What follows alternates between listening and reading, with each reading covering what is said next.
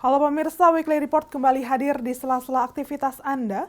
Bersama saya Natasha Alko yang akan memberikan rangkuman berbagai berita teraktual yang terjadi selama satu pekan terakhir.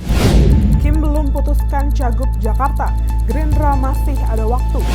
Habibur Rahman sebut vonis bebas Ronald Tanur dinilai janggal. Komisi 3 terima audiensi almarhum Dini. Dasko sebut bakal ada kejutan soal Kim Plus di Pilkada Jakarta. Berikut berita pilihan selengkapnya.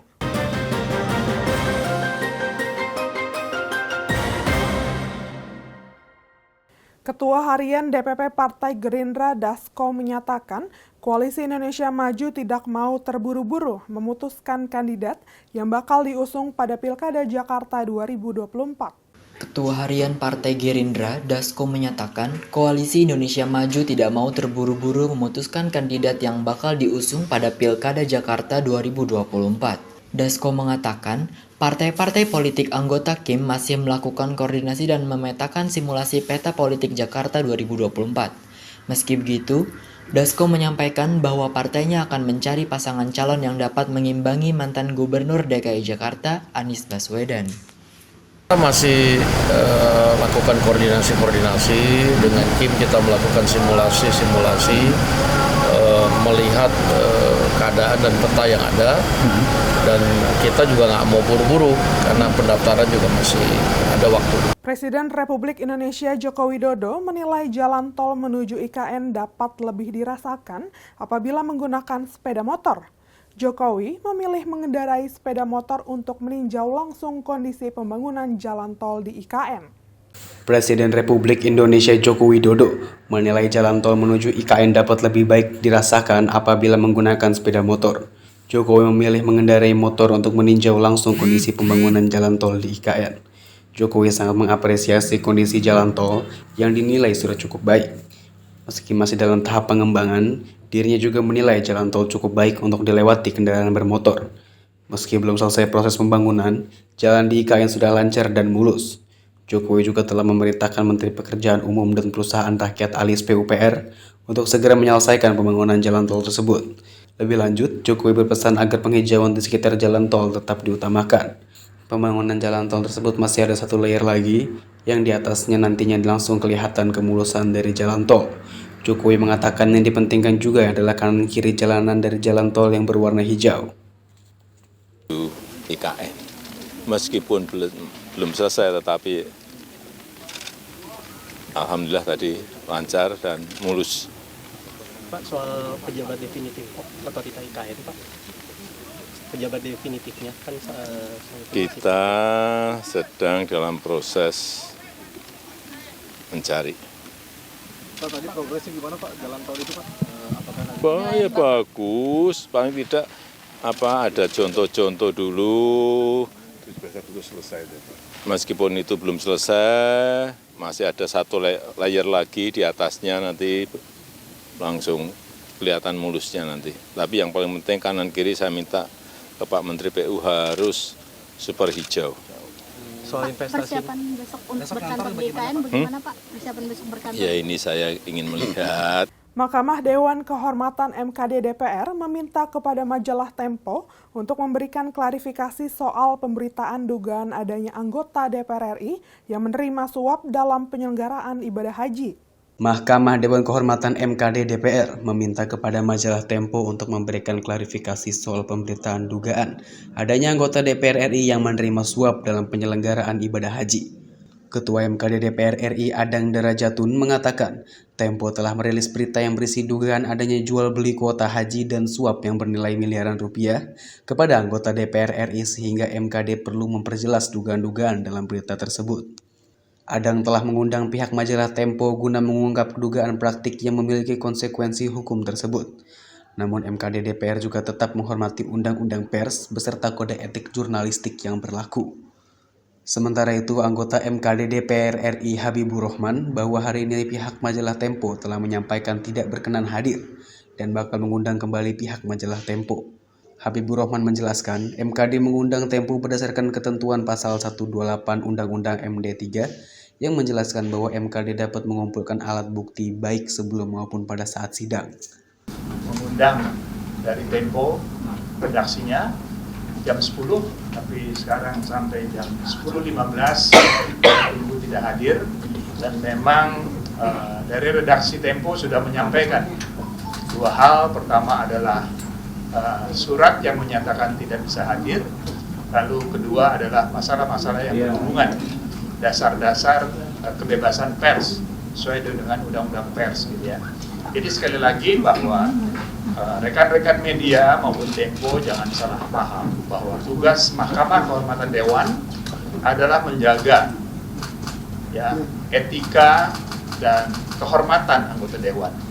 Nah, kalau kita baca di depan majalah Tempo halaman besar dan utama di depan, jelas sangat merasakan perlunya adanya pendalaman gitu ya, klarifikasi loh, bukan pemeriksaan. Jelas di situ dinyatakan ada dugaan jual beli kuota dan suap miliaran rupiah kepada anggota Dewan Perwakilan Rakyat. Nah, ini sebagai MKD kan kita harus mengklirkan apakah betul ada anggota DPR RI yang betul-betul telah menerima suap miliaran rupiah. Saya sebagai ketua MKD dan pimpinan MKD dan anggota bertanggung jawab atas berita ini. Nah, oleh karena itu kami ini hari mengundang majalah Tempo dan redaksinya, terutama rekan kita yang berbicara di suatu media, suatu rekaman, sehingga jelas gitu ya. Jadi sekali lagi undangan itu klarifikasi, dan saya sangat menghormati undang-undang pers dan kode etik pers. Jadi sekali lagi untuk didengar bahwa kita sangat menghormati, tetapi tolonglah kita juga dihormati sebagai Mahkamah Kehormatan Dewan yang harus menjaga kehormatan dan etika anggota Dewan Perwakilan Rakyat. Perlu mengundang, ingin jelas apa yang sebetulnya terjadi, sumber mana yang menyatakan bahwa anggota DPR memperoleh miliaran rupiah. Tapi ini kami mendapatkan informasi dari sekretariat bahwa pihak Tempo tidak berkenan untuk hadir hari ini, ya. Kami sebetulnya mencoba lagi, siapa tahu teman-teman berkenan lagi di minggu yang akan datang ya, di untuk memberikan keterangan di sini. Intinya bentuknya atau mekanismenya kami serahkan ke teman-teman. Kalau ingin di persidangan yang tertutup, kami siap mengikutinya ya. Dasar kami tentu adalah pasal 128 Undang-Undang MD 3 ya, bahwa Mahkamah Kehormatan Dewan dapat mengumpulkan alat bukti baik sebelum maupun pada sidang Mahkamah Kehormatan Dewan ya. Pengumpulan alat bukti tersebut dimaksud pada ayat 1 dapat dilakukan dengan mencari fakta guna mencari kebenaran suatu aduan atau kebenaran alat bukti yang didapatkan dalam sidang Mahkamah Kehormatan Dewan.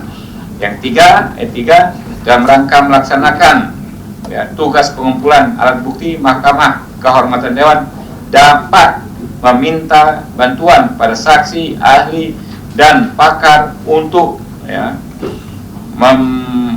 memahami materi pelanggaran yang diadukan. Komisi 3 DPR RI menerima audiensi keluarga korban penganiayaan Dini Sera Afriyanti oleh Gregorius Ronald Tanur yang kini divonis bebas. Komisi 3 DPR RI menerima audiensi keluarga korban penganiayaan Dini Sera Afriyanti oleh Gregorius Ronald Tanur yang kini divonis bebas. Wakil Ketua Komisi 3 DPR RI Habibur Rahman menyatakan bahwa vonis tersebut janggal. Habibur Rahman menilai hakim seharusnya bisa menerapkan prinsip kesenjangan dengan sadar kemungkinan atau deus eventualis. Selain itu, Habibur Rahman juga menilai seharusnya majelis hakim bisa menerapkan prinsip pembuktian sirkumstansial evident. Habibur Rahman memastikan tingkat kasasi, jaksa akan menyiapkan memori kasasi yang kuat. Dini, memang benar-benar ini sangat memprihatinkan. Ada ya sesuatu yang sangat salah yang terjadi pada putusan kemarin ya. Kami sebagai pengawas ya, baik KY dan juga sebagai mitra Mahkamah Agung tadi sudah dibacakan kesimpulan akan proaktif ya mengawal kasus ini agar korban almarhum dan keluarga korban mendapatkan keadilan ya. Ini istilahnya sangat kalau bahasa Mas Bambang Pacul itu cetak ya. Sangat kasat mata ketidakadilan yang terjadi dalam putusan tersebut ya. Jadi tambahan masukan lagi yang paling signifikan dari kuasa hukum tadi bahwa adanya indikasi sangat kuat pelanggaran dalam memimpin persidangan yang dilakukan oleh majelis hakim, di antaranya seolah membatasi ya terungkapnya kebenaran.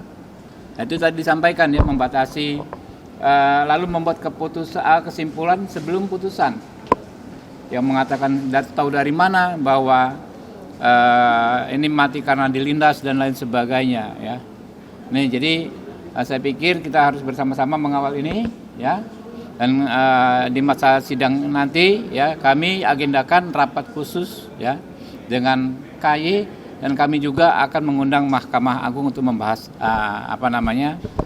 masalah ini. Terkait pencekalan tadi Pak diminta dari ya, pencekalan kami sedang juga akan mendorong ya dilakukannya pencekalan ya kepada si Ronald ini ya, karena memang perkara ini kan belum inkrah ya, masih kasasi ya, seharusnya bisa dilakukan pencekalan ya, karena memang belum inkrah, masih dalam proses hukum. Akan percuma proses hukum ya, akan sia-sia proses hukum kalau ketika diputus si terdakwanya sudah tidak ada di Indonesia. Ya, itu menjadi concern kami soal pencekalan, kami akan maksimal ya. Ayahanda almarhum Dini Sera Afriyanti, Ujang Suherman, korban dari kasus pembunuhan terdakwa Ronald Tanur, memohon kepada Komisi 3 DPR RI untuk membantu mengawal kasus ini agar mereka sekeluarga mendapatkan keadilan. Dirinya menuntut agar Ronald Tanur dan hakim yang memvonis bebas dihukum yang setimpal. Ayahanda almarhum Dini Sera Afriyanti, Ujang Suherman, korban dari kasus pembunuhan terdakwa Ronald Tanur, memohon kepada Komisi 3 DPR RI untuk membantu mengawal kasus ini agar mereka sekeluarga mendapatkan keadilan. Dirinya menuntut agar Ronald dan hakim yang memvonis bebas dihukum setimpal. Ujang menilai vonis bebas terhadap Ronald oleh Hakim Pengadilan Negeri Surabaya beberapa waktu lalu tidak masuk akal, sebab berbanding terbalik dengan tuntutan 12 penjara oleh jaksa penuntut hukum. Ujang menyebut tidak ada itikat baik yang diucapkan dari mulut Ronald dan keluarganya untuk menyampaikan maaf atas kematian Dini. Yang bersangkutan itu ditindaklanjut lah, dihukum seberat-beratnya. Mudah-mudahan aja begitu, segitu aja. Itu aja. Kemarin waktu dengar keputusan hakim gimana Pak? Sedih tuh Bapak. Untuk mendengarkan Abah keputusan sedih hakim tuh. itu bagaimana tanggapan Bapak selaku ayah? Ya kalau mendengar tanggapan hakim yang begitu jelas ya, mau disidang Vonis bebas. divonis bebas 12 tahun divonis bebas kan nggak masuk di akal. Dikasih sebelen tuh Bang. Bapak sebagai orang tua yang bodoh udah kaget, apalagi orang yang pintar-pintar gitu. Ya mudah-mudahan hati nuraninya dibukakan pintu hati nuraninya. Gitu aja. Mudah-mudahan Tuhan melindungi orang yang jahat. Presiden Joko Widodo memastikan Ibu Kota Negara atau IKN Kalimantan Timur sudah siap menggelar upacara peringatan HUT Republik Indonesia. Hal itu dipastikan Jokowi selepas peninjauan kawasan Istana Kepresidenan di IKN pada Senin 29 Juli 2024 lalu.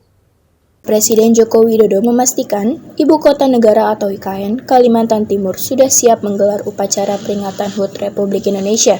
Hal itu dipastikan Jokowi selepas peninjauan kawasan Istana Kepresidenan di IKN Nusantara pada Senin 29 Juli 2024 lalu.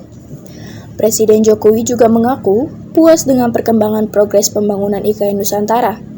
Meskipun masih perlu pekerjaan besar bersih-bersih atau furnishing akhir. Lebih lanjut, Jokowi juga mulai berkantor di IKN Nusantara. Saat itu, agenda pada 29 Juli 2024 adalah rapat terbatas atau ratas dengan otoritas IKN Nusantara, beserta kepala daerah di sekitar IKN Nusantara. Memang 17 Agustus, Pak. Gimana? Persiapan 17 Agustus, Pak, upacara. Kalau 17 Agustus nggak ada masalah. Ini nggak bersih-bersih, tapi memang masih pekerjaan besar, meskipun bersih-bersih, meskipun finishing, akhir, tapi masih pekerjaan besarnya masih. Menteri Pertahanan Republik Indonesia Prabowo Subianto sekaligus Presiden terpilih periode 2024-2029 menyampaikan secara langsung kepada Presiden Rusia Vladimir Putin mengenai rencana dibukanya penerbangan langsung dari Rusia ke Bali. Hal tersebut disampaikan Prabowo saat bertemu dengan Putin di Moskow pada Rabu 31 Juli 2024 lalu. Menteri Pertahanan Republik Indonesia, Prabowo Subianto sekaligus Presiden terpilih, menyampaikan secara langsung kepada Presiden Rusia, Vladimir Putin, mengenai rencana dibukanya penerbangan langsung dari Rusia ke Bali. Hal tersebut disampaikan Prabowo saat bertemu dengan Putin di Moskow pada Rabu 31 Juli 2024 lalu. Hal tersebut bertujuan untuk menunjang persiapan pembukaan konsulat Jenderal Konjen Rusia di pulau tersebut. Meskipun masih menunggu persetujuan dari Kementerian Luar Negeri, pemerintah Indonesia telah siap membuka jalur penerbangan langsung dari Rusia ke Bali. Hal bertujuan guna menunjang beragam kerjasama antara Indonesia dan Rusia, khususnya di sektor pariwisata. In the field of tourism, we have just approved that Aeroflot can fly direct to Bali. And we also welcome Russia opening a consulate general in Bali. I think that there's a plan for Russia to open a consulate general in Bali, and we fully support that. And we will support direct flights, not only from Russia, Aeroflot or other Russian airlines. Panitia Seleksi Anggota Komisi Kepolisian Nasional mengumumkan 50 orang lolos tes tertulis yang menjadi tahapan pertama seleksi tersebut. Panitia Seleksi Anggota Komisi Kepolisian Nasional mengumumkan 50 orang lolos tes tertulis yang menjadi tahapan pertama seleksi tersebut. Sebanyak 50 peserta yang dinyatakan lolos seleksi tertulis itu terdiri dari 39 laki-laki dan 11 perempuan. Peserta yang berhasil lolos berasal dari berbagai profesi, diantaranya advokat, dosen, jurnalis, wira swasta, PNS, hingga purnawirawan TNI Polri. Mereka yang lolos akan menjalani tahapan seleksi selanjutnya, yakni tes kesehatan pada 5-6 Agustus 2024. Diberitakan sebelumnya, ada 107 orang dari 137 pendaftar seleksi calon anggota Kompolnas yang lolos tahap seleksi administrasi dan berhak mengikuti tes tertulis. Yang dinyatakan lolos seleksi tertulis dari 107 berjumlah 50 orang nama terlampir. Terdiri dari laki-laki 39 orang dan perempuan 11 orang. Peserta yang lolos dari beragam profesi sebagai latar belakangnya yaitu advokat, dosen, jurnalis, wira swasta, PNS atau ASN, purnawirawan TNI dan Polri. Peserta yang lolos tes seleksi tertulis diwajibkan mengikuti seleksi tes kesehatan yang akan dilaksanakan pada Senin dan Selasa tanggal 5 dan 6 Agustus 2024. Pukul 6 pagi sampai dengan selesai dan 6 pagi sudah ada di Klinik Tribrata Jalan Wijaya 9 nomor 3 Jakarta Selatan. Ketua Harian DPP Partai Gerindra, Dasko mengatakan Koalisi Indonesia Maju Kim akan solid di Jakarta. Dirinya menyebut akan ada kejutan terkait Kim Plus di Pilkada Jakarta mendatang. Ketua Harian DPP Partai Gerindra, Dasko, mengatakan Koalisi Indonesia Maju Kim akan solid di Jakarta. Dirinya menyebut akan ada kejutan terkait Kim Plus di Pilkada Jakarta mendatang. Dasko meminta semua pihak untuk menunggu parpol lain yang bakal bergabung di Kim soal pencalonan Pilkada Jakarta. Dirinya juga menyampaikan akan ada kejutan. Untuk diketahui, Dasko sebelumnya mengungkap wacana Kim Plus untuk mengusung calon gubernur Pilkada DKI Jakarta, Jawa Barat hingga Jawa Tengah. Namun, hingga kini Dasko belum mengungkap partai apa yang bakal bergabung di Kim. Tapi untuk dipastikan kalau di Jakarta tuh Kim bakal bersatu ya Bang, sama yang plus tadi, plus yang kemarin itu tuh udah ada obrolan partai siapa sih Bang Dasko? Oh ya pasti Kim Plus gitu. Plusnya siapa tuh Kim Bang? Plus, sudah. PKS, Nasdem atau PKB? Ada, nanti tunggu kejutan. Oke ya. Demikian rangkuman berita kali ini. Jangan lupa tetap saksikan Weekly Report untuk update berita selanjutnya. Tayang setiap minggu hanya di Berita Nasional TV. Saya Natasha Alko dan kru yang bertugas pamit undur diri. Selamat berakhir pekan dan sampai jumpa.